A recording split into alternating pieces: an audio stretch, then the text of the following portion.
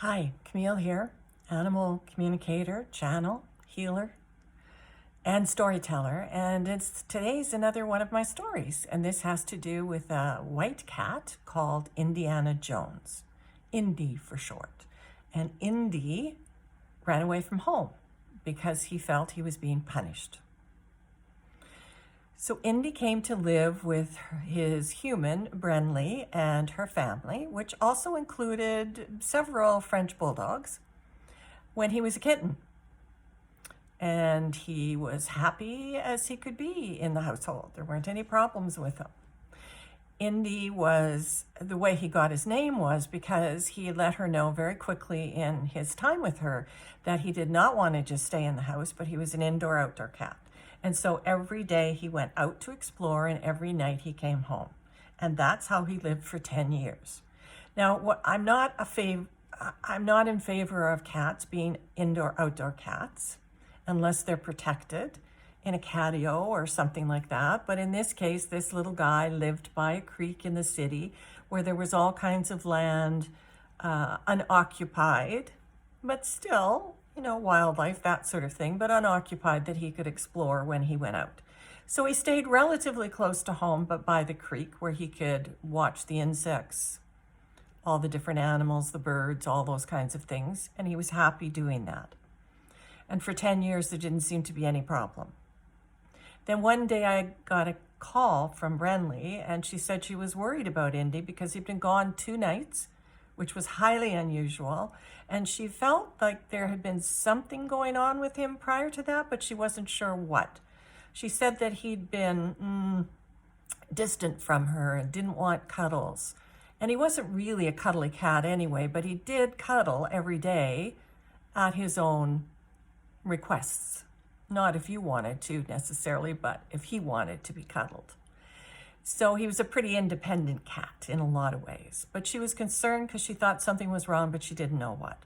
So I asked her if there'd been anything in the last day, week, month that was different in her routine, in the routine in the house, in any way that could have upset him.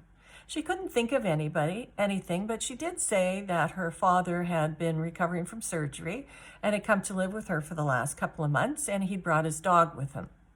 The dog wasn't used to cats, and so every time the dog saw Indy, she barked at him.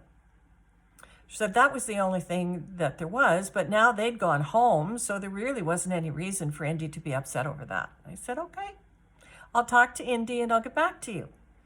So I meditated and called Indy's energy to me. That's what I do when I talk to an animal.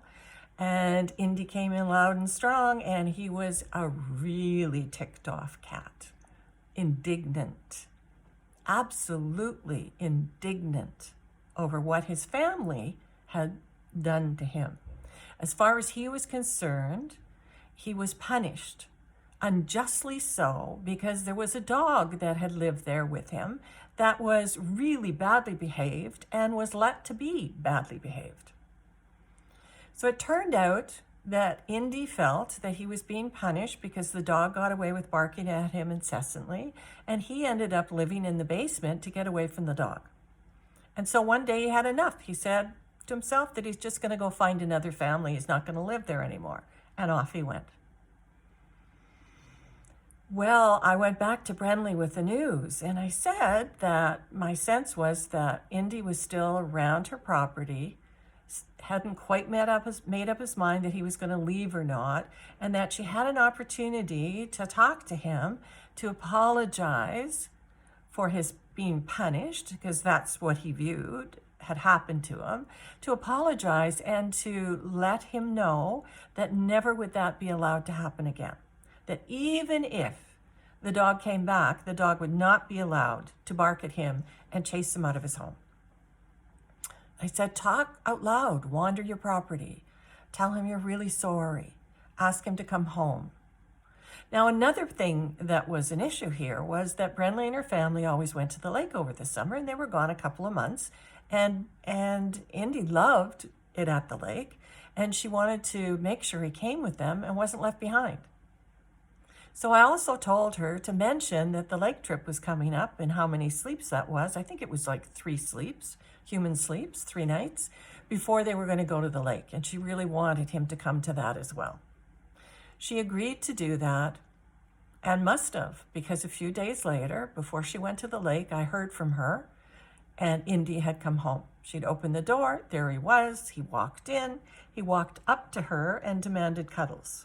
Now, he had been ignoring her, as she'd said, but now he wanted cuddles. And then he went with her into the bedroom where she was preparing all the clothes for the lake, folded on the bed, and he laid on the bed and watched her while she worked. Needless to say, that summer, Indy went to the lake with them. And all was well because Indy had forgiven his family. And Brenly said she did promise there would be no reoccurrence of that dog barking at Indy ever, ever again. And so Indy forgave her and returned home. I love happy stories. I have happy endings to the stories. And this was one. And so remember now, as I leave you from this story, before I talk to you with another story, to always listen to your animals, for they're always, always talking to you.